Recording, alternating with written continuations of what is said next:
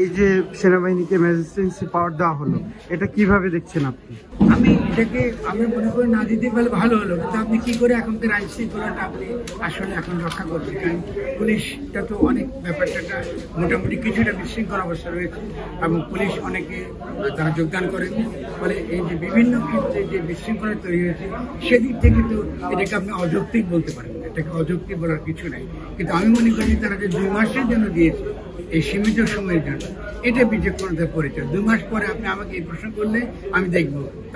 জনগণ বলছে যে আবার 1-11-তে ফিরে যাওয়া বা সেনাবাহিনীকে দায়িত্ব দেওয়াটা এই সরকারের ব্যর্থতা। জনগণ তো তাড়াতাড়ি হতাশ হয়, আমি তাড়াতাড়ি হতাশার লোক না।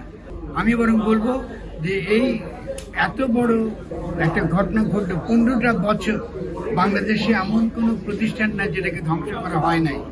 সেই পরিপ্রেক্ষিতে এটা একটা অনেক বড় একটা সমস্যা, যেটা এই সরকারের পক্ষে আসলে সমাধান করা বা দৈনন্দিন ক্ষেত্রে এটাকে দেখভাল করা আসলে মানে সেই জন্য আমি বলি যে কেউ না বুঝলেও আমরা আপনার প্রয়োজন বুঝি, আর তাই তো অত্যাধুনিক ফিচার সম্বলিত বিভিন্ন সাইজ আর কালারের 250-টিরও বেশি ডিজাইন অপশন নিয়ে ওয়ালটন স্মার্ট ফ্রিজ বোঝে আপনার প্রয়োজন। এটাকে আমরা হতাশ না হয়ে জনগণের উচিত একটা সমবেদনার সঙ্গে এটা বোঝা।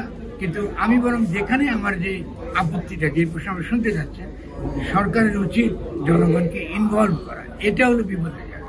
জনগণকে ইনভলভ করলে জনগণ যে সরকারকে ভালোবাসে তার জন্য ক্ষুধার্ত থাকতো সে রাতে, কিন্তু আপনি জনগণকে বাদ দিয়ে যখন সিদ্ধান্ত নেবেন উপর থেকে, তখন কিন্তু এটা একটা বড় ধরনের বিচ্ছিন্নতা তৈরি করবে। এটা রাজনৈতিক সংকট আকারে হাজির হবে। ফলে এক্ষেত্রে আমার সহজ উত্তরটা হবে যে সরকারের প্রতি যে আপনারা জনগণকে কী করে আরও বেশি বেশি মাত্রায় ইনভলভ কী করে করবেন, এদিকে তাকাবেন এবং সমালোচনার দিকে বিভিন্ন রকম সমালোচনা যেটা করছে জনগণ, এটা মনোযোগের সঙ্গে শুনুন। যেগুলো যুক্তিসঙ্গত এগুলোর প্রতি মনোযোগ দিন এবং সমাধান করার ক্ষেত্রে জনগণের সহায়তা। আইন শৃঙ্খলা রক্ষাকারী বাহিনীকে আরো শক্তিশালী করা দ্রুত কি করা উচিত বলে মনে করেন? আমি তো আইন শৃঙ্খলা বাহিনীকে দ্রুত করতে চাই। আমি যে আপনারা অনেক বেশি দায়িত্বশীল হন, জনগণ অনেক বেশি দায়িত্বশীল। আমি কি খুব সোজা একটা প্রশ্ন করি, আপনার মনের মধ্যে পুলিশ থাকলে বালি কি পুলিশ লাগে? তো তাহলে জনগণকে বলেন না যে তোমার মনের মধ্যে পুলিশটা নিয়ে আসো, এটা তো তোমার রাষ্ট্র, তুমি শৃঙ্খলার মধ্যে চলো।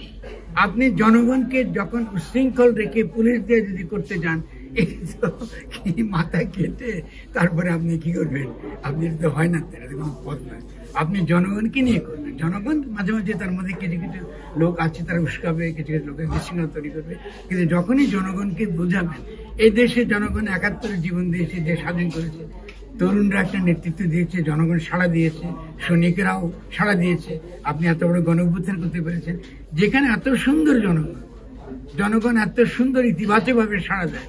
তো এই জনগণকে দিয়ে তো বিশ্বজয় করা যায় রে ভাই।